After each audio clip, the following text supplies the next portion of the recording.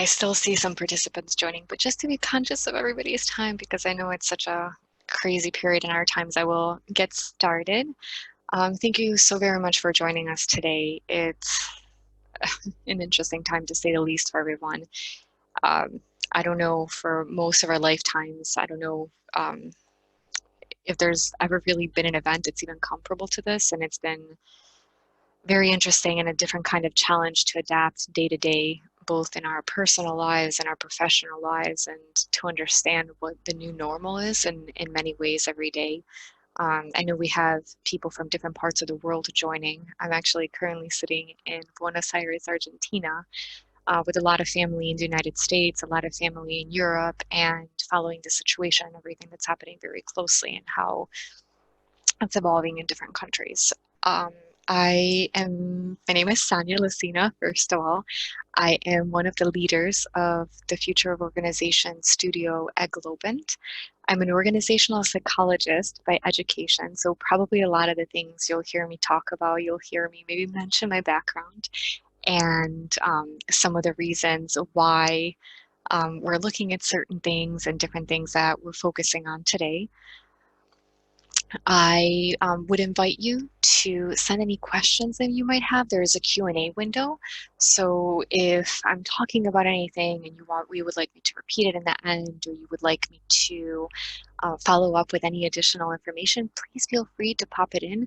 If you remember, try to put it in the Q&A section, not the comment section. I'll try to manage both, but sometimes a little bit of clicking all over throws me off a little bit. So thank you again for coming. The purpose of our time today is that, as I mentioned, there's just been so much change. And at Globant and as a community, I think all of us have been working very hard to think about, in this time, how do we really effectively put our people first? And depending on what industry and depending on what geography you're in, you've probably tried to send a lot of people home. A lot of people's daily work lives have changed. I, for example, was just talking to a colleague of mine. I have two kids in my house and I have my parents here, and my typical work day is actually going into an office and being around my colleagues there. I'm no stranger to teleworking, but definitely overnight, so many different things shifted. And one of the things that we're thinking about at Globant all the time, and that I'm talking to a lot of my colleagues about outside of Globant, is in this very unique time, how do we stay really in tune with what it is that our employees need, what it is that our colleagues need? How do we really become empathetic? How do we really understand that everybody's reality changed? And I think it's probably safe to say 100% of people's, but most of our realities changed in different ways. And so the way that we're managing the situation, the ways that we're working today are different from each other. And more so than ever today, what are the different ways that we can help each other? What are the different ways that we can support each other? And what are the different ways that we can understand what one another is going through, so that way we know what are the different ways that we can be there as employers for our colleagues, as colleagues to our friends, and to our family. And so what I plan to do today is just share a few things that we're doing at Globant. I feel we're continuing to explore, we're doing different things every day, but I wanted to share just a few things that have worked well for us over the last few weeks. Again, with the hope that it's something that when we stop or chat today, you're able to take away with you and leverage it inside your organization. So before we get started, I wanted to tell you a little bit about Globant. So probably many of our organizations are different. Again, I was mentioning we're in different industries, we're in different locations.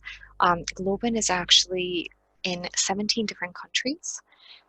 And although we're a technology company and we're no strangers to telework, we do have over 50 offices. So for us, maybe the shift to have our people work from home was not as difficult as it might be for some organizations or for some industries. But for us, we were still very much accustomed to being in an office, collaborating, being on a client site. So for us, that human contact, ability to go and draw on boards and have whiteboards and really be able to brainstorm is something that we don't have today. So even though we're not complete strangers to working from home and teleworking, it was a very large shift in our culture. And it really did require us to take a step back and say, okay, we really value our people. So what do we do? How do we make sure that we're still doing the things to be absolutely emotionally supportive for them and still have them feel very connected to each other and to the organization? So I wanted to tell you a little bit about how we use technology as a part of our cultural DNA from day to day, and then also how it's actually helping us through this pandemic. So Globant, almost from day one, has had really strong and clear values that we follow. This was something that was really important to our founders, and Globant was founded in Argentina um, about 16 years ago. And for us, it was incredibly important to say what makes us different. We want to be a strong global company today. We're over 12,000 employees. We're a publicly traded company. We work on all different continents. And for us to go from being a startup a decade and a half ago to being this large global organization, for our founders, it was incredibly important to say, what do we stand for? What defines us and what makes us really different? So from the get-go, our founders created a technology where they actually, after defining these values, they put them in and they said, we want every one of our employees, when they see somebody else in the organization do something really remarkable that's aligned with these values, we want them to be recognized. And that's how they thought, from going from 30 employees to 300 to 3,000 and more, if we empower everybody to really internalize what we stand for, but not only internalize it, really truly celebrate it, it's going to help us grow tremendously. And so as we defined these specific values, we created a technology to be able to transmit them. Well, why is technology important, right? If we can write the different values on the walls, which many of us do, and if it's something that's maybe clear, what kind of role does technology really play? And what we found is that, again, as we grew and as we were not all in the same office anymore, and as we were not in the same continent in many different places, these specific moments were really, really important for everybody in the organization to know. So it wasn't about just one person being able to say, John, thank you so much. You've done such an incredible job. We wanted everybody in the organization to be able to see that, because when John did something to really truly live up to to the values of the organization, we wanted it celebrated across the borders. And that's something that was internal to our DNA from the beginning. Again, because it was something that was incredibly important for us to be celebrated, and something that very much translated into this new reality. Now, when we thought about recognition and we thought about what is it that we want to accomplish, and we know we recently published a study, Empowering a People First Culture, and one of the findings in there that's not listed here is that 97% of employees, so we took a random sample of 1,000 employees across different industry, different organization sizes, and 97% of them said that it was important for them to be appreciated for their work. So we thought, great, we're really onto something. But what we realized is that that appreciation, that gratitude, grew to be so much more. When we did this study, what we found is that 62% of employees said they wish they knew their coworkers better.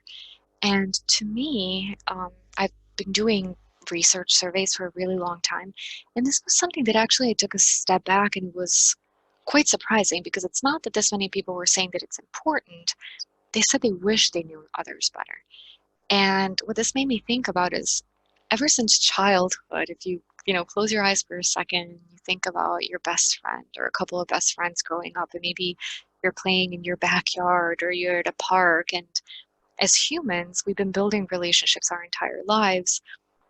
And then we might think, you walk into an organization, a lot of us are surrounded by people all the time. And you think, well, it should be relatively easy to know somebody else. But people are telling us it's not. And it's not probably because our days are full of meetings and we have a lot of deadlines and we feel a lot of pressure to perform. And so people are saying, I'd love to open up and I'd love to get to know others better. And so we thought, well, that's another way that this open recognition actually helps with that, is that it gives me a window into the entire organization. And whether it's somebody that I've never met or met once, or somebody that I know really well, I feel like I'm learning something about my colleagues all the time through what others share about them via that recognition. And it very much makes me feel closer to them. Now, another really interesting stat, and it was very high, is that 83% of employees said that they know their coworkers would make them more engaged. And so when you think about what do we do with our cultures in general and what do we do during this time, it's so important for us to continue to look for ways to make people feel closer. That no matter if I'm sitting in my home and otherwise I go to the office every day and I have colleagues that I sit next to, how do I still very much feel connected to them? Because not only is that connection important, but it's also important for the productivity. And this last stat I wanted to share here with you again, because it was something that made me take a step back, is that there are a lot of studies that we see that talk about a person leaving a company because of a bad manager, right? I think probably most of us, if not all of us, have heard that at some point in our career. But what's so incredibly powerful is that you might have a bad manager, but it could also be very temporary. But if you have these incredible colleagues that you surround yourself with, you're going to stay. You're much more likely to stay, and you're much more likely to say, well, maybe this boss won't be my boss forever, but I will stay because I love working here. I think it's really important to me, and I love the atmosphere and the work that I'm doing. So this one person won't be a strong enough impact for me to leave. So I just wanted to kind of take a step back, because a lot of the theme that we'll talk about today is the relationships with others and how we create those connections. I wanted to share these statistics with you because, again, they were very eye-opening to me and very much resonated for why it's so important for people to create those connections, that people are telling us they're striving to do it, and then why it's so important for the business from a productivity and a retention standpoint. So I was mentioning Globant's values, and that we had 6 values that were defined from the beginning of Globant. And I talked to a lot of different companies about values, and I talked to them about what it is that they're looking for in their culture and what are they striving to be, what identity do they want to have. And one of the things that I get asked a lot is, how permanent is it? So if I'm a company that's been around for 10 years, 20, 50, 100, and maybe we have these values set, do I have the ability to change them? Does that make sense? Maybe there's something that's happening. My DNA is changing in some kind of way that I feel like all of the old values still very much reflect who we are. There's something more. There's something more, some additional vision that we want to follow. And I would say that absolutely, as the world changes, there's an ability for the culture to stay strong, but also be flexible, because as people were changing, as organizations were changing, the world around us is changing whether we like it or not. And so it gives us this ability to say, who are we today? Who do we want to be for our people? And what does that mean? How do we bring that to life? And actually what was interesting for Globant is earlier this year, we launched a Be Kind way of being. And I wouldn't say that it's a campaign. It's really something that was incredibly important to us, because again, as we grow as an organization, as we work with companies in all different kinds of industries and really impact human experience in many different ways, whether it's at the workplace, whether it's their families, whether it's as consumers, we realized how important our role is to be kind to the environment, to be kind to each other, to be kind in how we approach work. And again, I think it was an interesting, I don't know if coincidence is the right word, but it was definitely interesting timing, because this was thought through and launched much before COVID.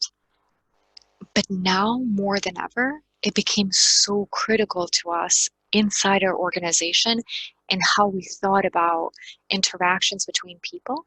And I mentioned those interactions between colleagues and the empathy, and understanding that maybe I'm going through a really challenging time, but it doesn't mean the time of my colleagues is any less challenging, and it doesn't mean that there is the same. So how do I open up my mind? How do I open my heart to understand them and provide support to them so we can both get through the situation, help each other through it, and come up on the positive in the end.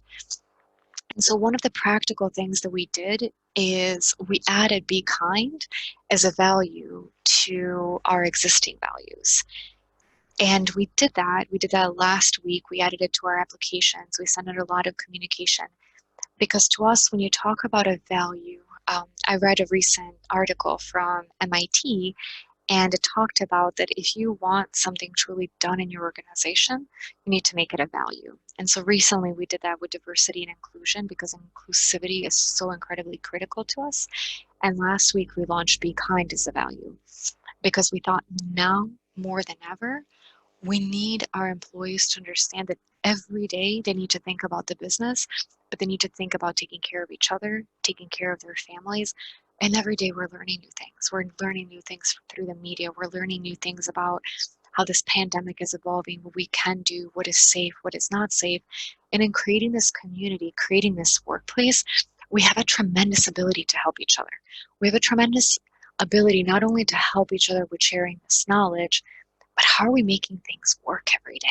It's incredible the amount of times that I send notes to my colleagues and ask them, hey, if they have small kids, what are you doing? How are you managing? What are you doing with your partners? How are you splitting the time? Um, if people are taking care of their parents, a lot of our colleagues are saying, I can't keep my parents at home. I don't know what to do. I want to help them. So we're thinking about different strategies. So a lot of it is business.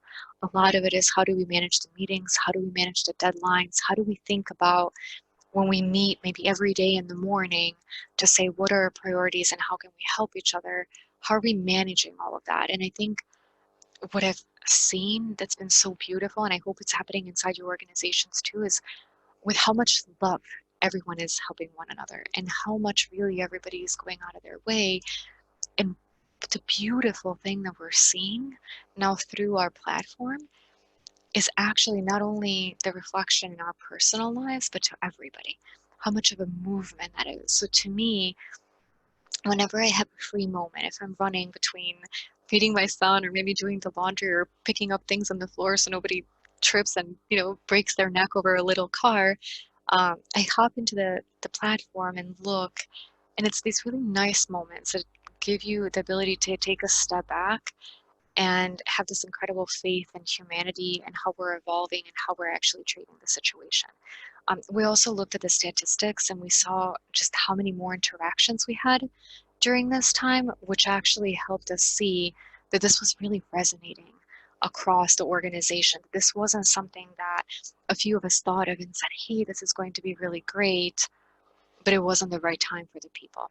Now, one of the chats that we also had earlier this week as a team is we realize everybody's realities changed. And I've just mentioned that it's, usually I'm in the office and I can focus on work.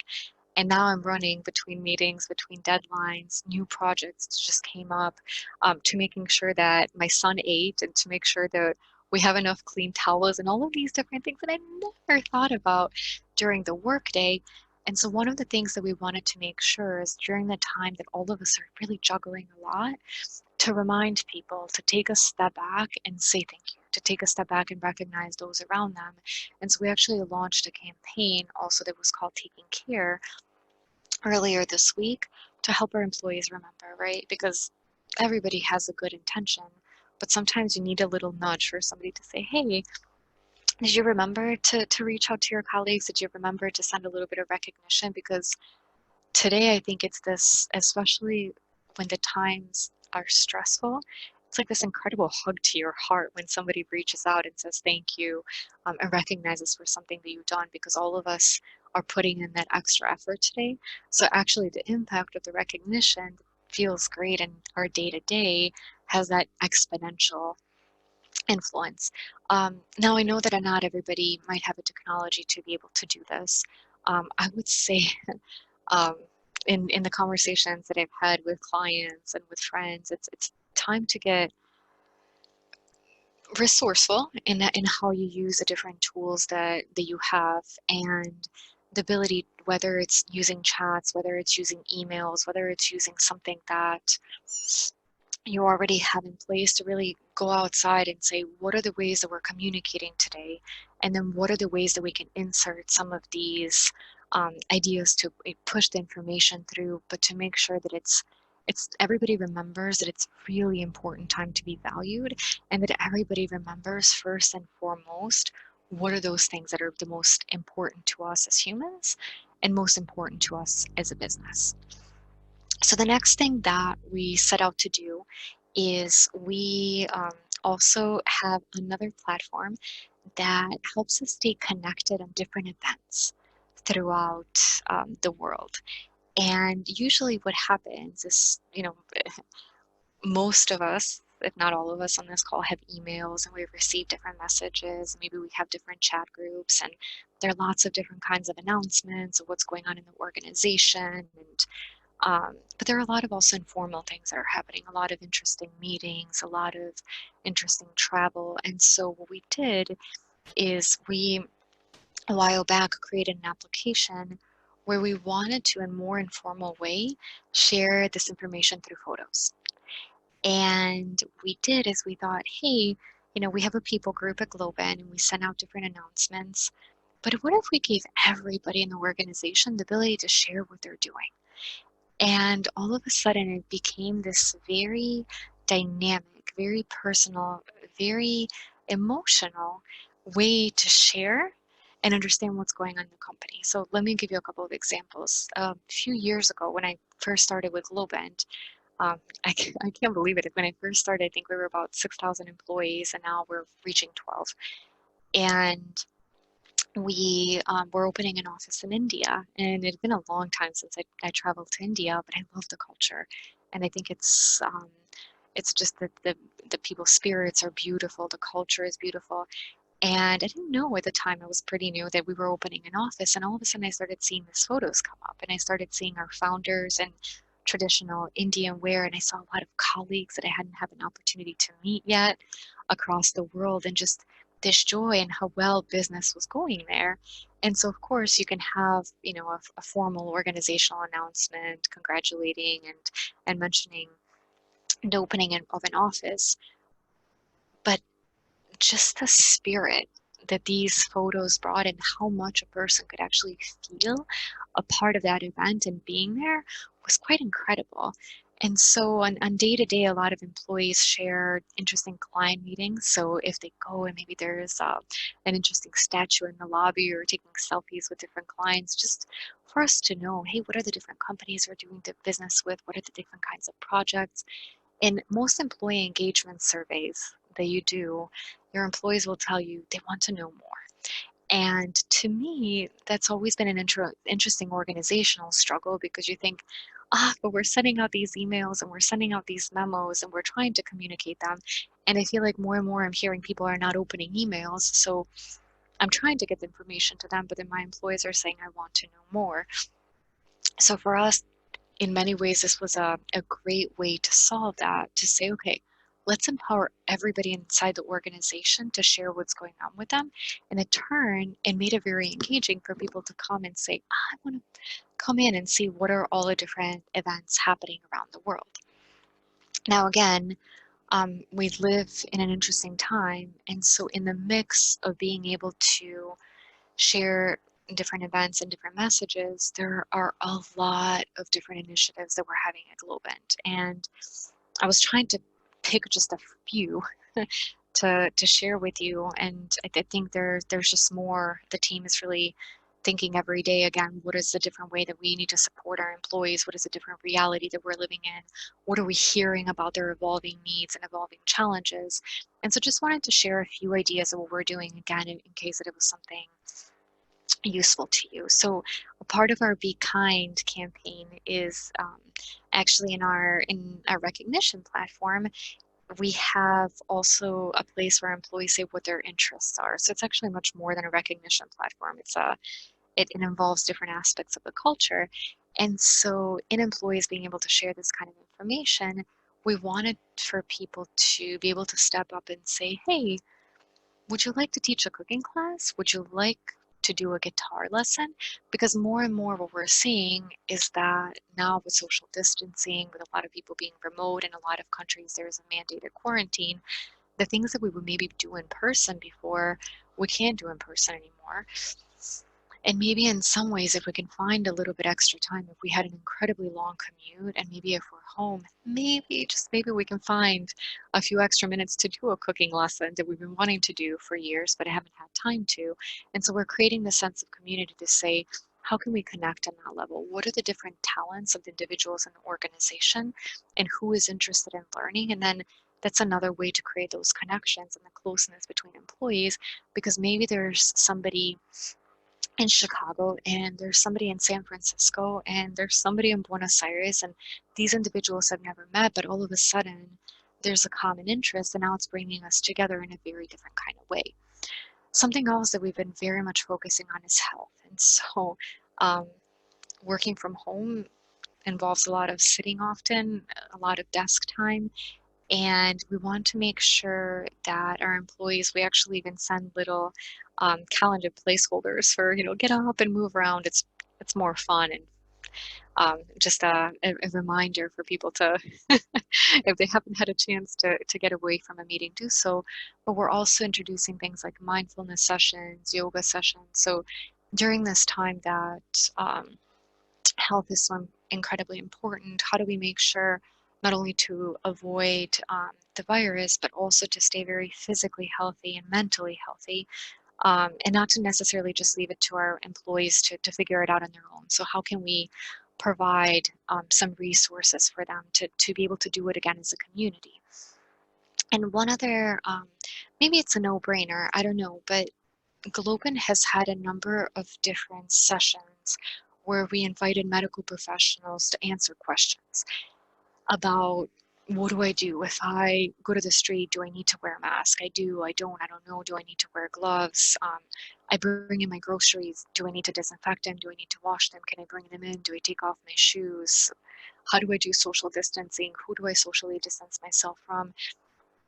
There are a lot of things that we can Google, but even with that, the number of sessions that Globin has provided and the number of people that have turned up to each makes me feel like there's people still have a lot of questions. So it's not something that, hey, the pandemic is in the news, and so you can go and you can look up this information, but people are looking for support. So maybe that's something that's relatively easily to do. If that's not something that you're doing, is organizing a few webinars, inviting a healthcare professional, understanding what are some key things for them to share, and then doing some Q&A. And I can tell you that in the few sessions that I attended from Globin, I think they continue to get longer, and the Q&A continues to get longer because people have so many questions.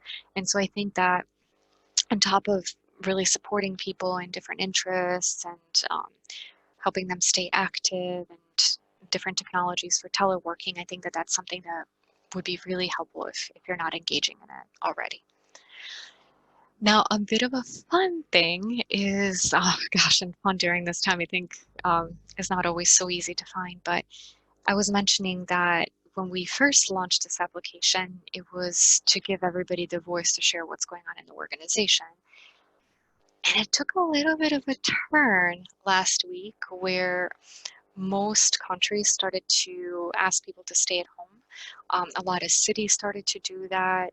We took the opportunity where we could, in the places we could, to ask our employees to stay home. And so we thought, we have this beautiful culture at Globin, and you walk in the office and there's this great energy, and a lot of people are going to miss that. So how do we open up and how do we get people to connect at a different level? How do we take the situation and say, oh, all of us need a laugh at this point. All of us need a moment to look at something and feel like they can relate to it or just maybe find it hilarious. And so what we did is actually one of our founders kicked off the campaign called Taking Care, Be Kind. and invited Globers to open up their homes if they wanted and show us, how are you working today? We're all working from home and we have this idea of what that might look like. The number of photos that started to pour in was absolutely incredible. And I'll tell you that people got to know a lot more about each other than they ever knew before. Because in the office, we're probably chatting, even with some of our best friends, we might not have the time to really sit down and share kid photos or share home photos, always talk about these different things that we're passionate about. And now we're at home and our reality is different. And when we invited Globers to do this, it was incredible, the types of information that people shared. And here, there were thousands of photos. So I just picked a few. I loved all the photos with the kids because there are a lot of people that are just trying to make it work. And I joke around, there's a photo that's going viral, I think now, is that it's, people during regular time and everybody's on their phone at home, and people during quarantine, everybody's walking around. And I joked with some of my colleagues, they need you know, a pandemic with a toddler because I don't even know how to describe that. And what I loved is seeing how all of my colleagues are making it work at home. And you have babies in labs, you have Yoda babies, you have pets.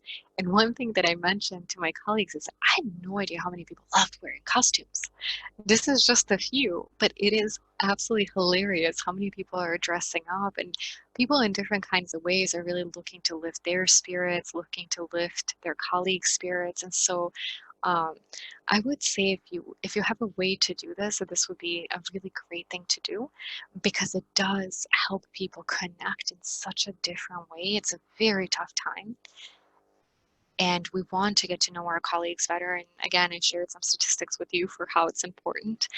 And it gives us an opportunity to really open up our homes, open up ourselves in a different kind of way and get to know each other in a way that maybe was a little more challenging in the office. But it's a really interesting time to start and a really powerful, impactful time to start, and possibly also a different way to continue even after the pandemic for a way for people to connect. Now, I talked about just a few different strategies that we're doing at Globin, and I'm sure that a lot of you have different kinds of tactics and different things that you're looking at internally. And being an organizational psychologist, I'm also a huge data lover. So I wanted to just spend a few minutes talking about the kinds of insights that I think would be really important for you to take a look at. Now, also being a people analytics enthusiast. I know that not every organization has a people analytics department. Not every organization might even have somebody dedicated in that role. But what I'll tell you is that if you don't, maybe it's a good time to see if you have somebody in your HR team, somebody in your data team, and your tech team that's interested in this, because it would be a really, really impactful time for them to run a project and be able to get engaged in doing analytics. And if you need some help, you'll have my contact information. Let me know. I will be happy to do so. But that's my plug for the world of people analytics. If you have a group, it's a really incredible time to empower them. If you don't have a group, if you have somebody that's passionate about it, it's a really great time to give them the space to look at the data. So one of the first things that I would recommend that you look at is whether your employees are having a positive digital experience. So I mentioned Globend is a digitally native company. We're no strangers to working from home, but again, our reality very much changed. Most of us are working from home now. We're communicating in different kinds of ways. So we're monitoring the connectivity. For organizations where you're just implementing some technologies for the first time, I would recommend to you, do trainings assuming that these are the first times your employees saw these kinds of technologies, that it's maybe the first time your employees are using laptops, using smartphones. I know it might sound silly, but during this time when we're socially distancing and as organizations, we're really looking for ways for people to be able to connect, we want to make sure that we're not leaving anybody behind. That by introducing these new technologies, we're not unintentionally isolating any individuals or any group of individuals, but we're providing them the right support and way for them to be able to connect.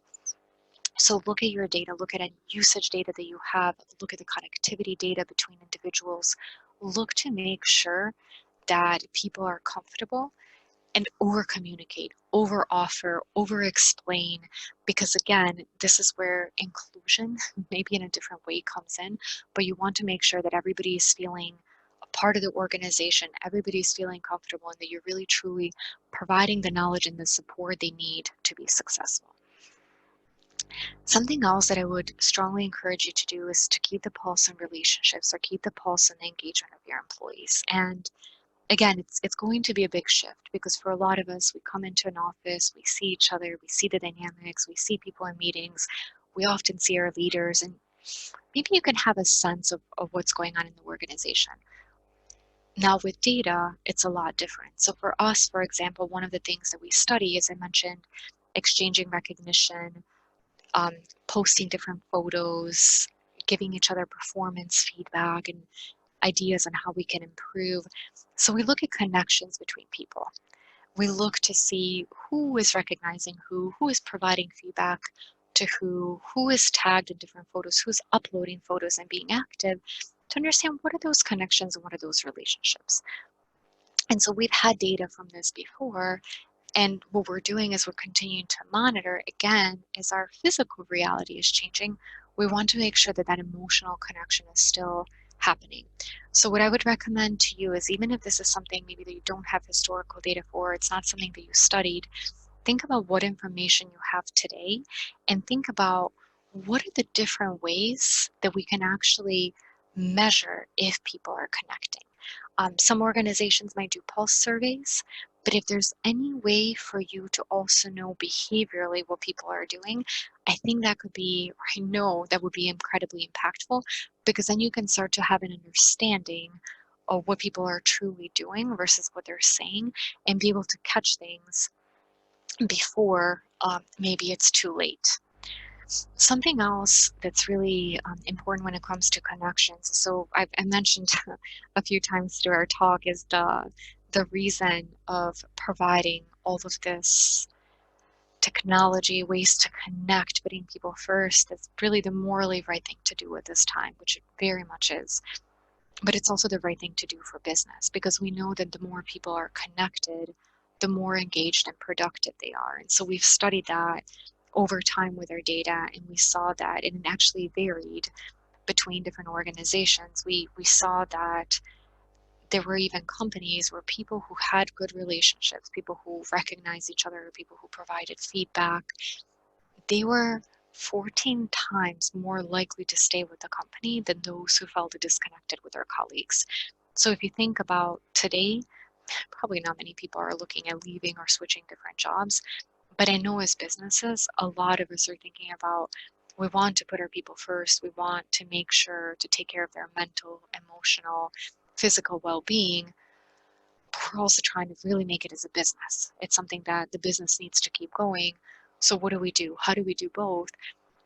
And with fostering those kinds of connections, it'll actually really help your business because people will create that support network. People will feel more engaged, more part of this unity. Another reason why data is so important is, again, our reality is changing all the time. And as organizations, we're always, you wake up and you think, if you're like me, you think, is this really happening? I open one eye, open another. Okay, it is. Let's go. You start the other day, and then you evaluate and say, what do I do today? How do I approach things? What's the best thing to do? And you try different strategies. If you're looking at this kind of data real time, what it does is it really helps you understand something that you're testing. Is it working, or do you need to change?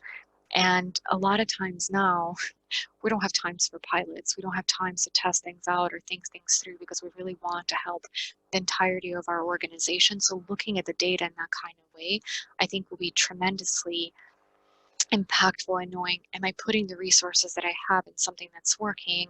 If it is great, I'll keep going. If not, how do I adjust? How do I tweak? Because today is not the day for checklists. Today is not the day of, yes, we've always thought about implementing this. We did a check. Today's are the days when we're looking at our investments and really saying, are they working effectively, and what do we do? And so here I just wanted to show you a quick video and then no more data, I promise. on some of the different groups that we looked at Globin. And also what was interesting is when we think about remote work, when we think about um, people in offices, is to think about what were maybe the individuals that were used to working in a specific office. So here we're showing our people rewards team, and we're not a physically dispersed group. They had specific offices, maybe some individuals work from home, but our people team will be one of the teams that will be impacted by that remote work. So it's definitely a group that we're going to keep in mind and saying, okay, let's study this group and make sure that they're still very well connected. But we also had a group of individuals that was working remotely. And we thought, well, how well connected were they? And so we looked at all these different individuals, and what we actually found is when we looked at their connections with the organizations as a whole, they were still very well connected. So it certainly didn't mean that if somebody was working from home, they were okay being on their own. They were still very much interacting with different people in the organization. And so for now, for us to think about all of these individuals that our remote workforce was already communicating with, now these individuals are remote. Let's make sure that all of those connections are maintaining, because that reality changed as well, because we didn't see that remote workers were just connecting to remote workers. They were connecting to everyone else as well. And so we'll need to keep an eye on them to make sure that they're getting the right support. So again, just wanted to share some different ideas of initiatives with you and get you thinking about some ways to use the data. And it could be as simple as just the frequency of usage of different platforms, looking at different individuals, really looking at the individuals that might not be engaging. Um, and not even at this point necessarily asking them why, but over communicating, over helping, really supporting to make sure that in this day and time, everybody has the right sources in place to really get through this crisis together and help each other. And so this is the tagline that we usually use: technology enhancing humanity. I think I shared with you a few different platforms, but I think more than anything, it's also the idea of what are we trying to accomplish? How are we looking to put our people first? And then how can we leverage the technology to really help with that? How can we leverage the technology now that people are remote? In which ways are they able to connect better? And then also, how can we use that data to understand what's really happening? Are people really engaged? Are people really communicating? And how can I continue to create a better space for them? So with that, I will take a pause, I will take a drink of water, and I will take a look at the Q&A to see if there are any questions that came in. If you have anything top of mind right now, please feel free to pop in there and ask me a question.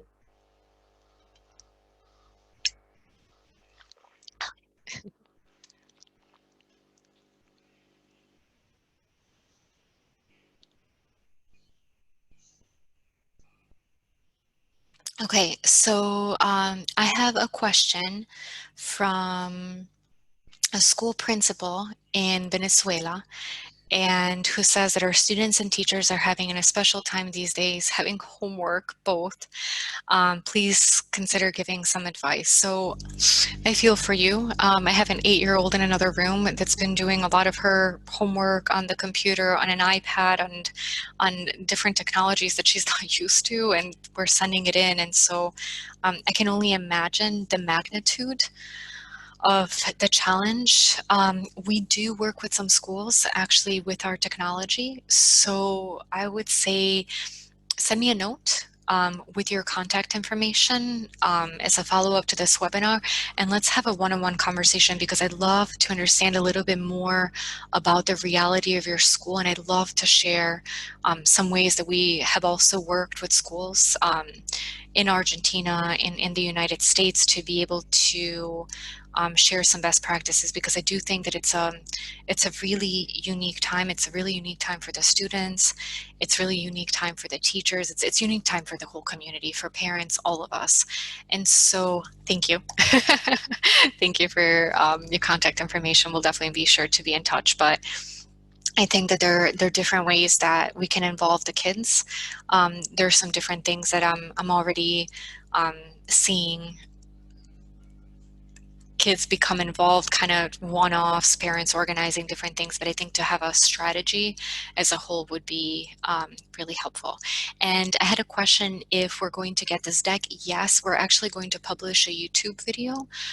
So we are going to, with all the participants in the webinar, we're going to follow up with some additional materials, and we will share the deck and the recording with you when it becomes available on YouTube. Okay, I have another question. What do you recommend when you have teams in different countries, different languages? Do you think we should message in our internal social network in different languages, or should create different social media communities? That's a fantastic question. So I mentioned before that Globant is in 17 different countries, and we have all different languages, and I think it's absolutely beautiful. We have English, we have Spanish, we have Portuguese, we'll have Italian, French. I think that having one community is the right thing to do. I think to allow people to express themselves in the language that's most comfortable to them is the right thing to do. I've seen a lot of times it increase the use of Google Translate, and I know I've done that myself too, to say, that looks like a really cool comment, but I speak English, I speak Spanish, I speak Serbian, but I don't speak Portuguese. But I love to know what it says. And so I would say creating one community is the right thing to do, because especially as you're a global company, people are used to seeing different languages. And I think it'll actually make them feel even closer to see people give input from all around the globe. Do we have any other questions? Sorry, everybody, I'm trying to manage different screens and not to do anything crazy with my monitor, but I think I got all of them. Thank you so incredibly much for your time. I think it's such a unique moment in the world. It's such a unique moment for all of us. I'm so incredibly grateful that you took the time to participate. It shows me how many people care about their employees, about their well-beings, and just doing the right thing. So we are going to be, as I mentioned, following up with an email. Please take a read, because we'll have a special message in there for all of the attendees. You have my contact information from the webinar. I'm a huge believer that we really need to come together as a community to get through all of this. So any additional questions or thoughts that you might have after, please do not hesitate to reach out. If I see that there's any commonalities and questions or concerns, or if you have some ideas, we can always organize another webinar to share. But I'm incredibly grateful for your time. Thank you. I wish you all the best of luck through all of this. And again, please stay in touch, and please take care.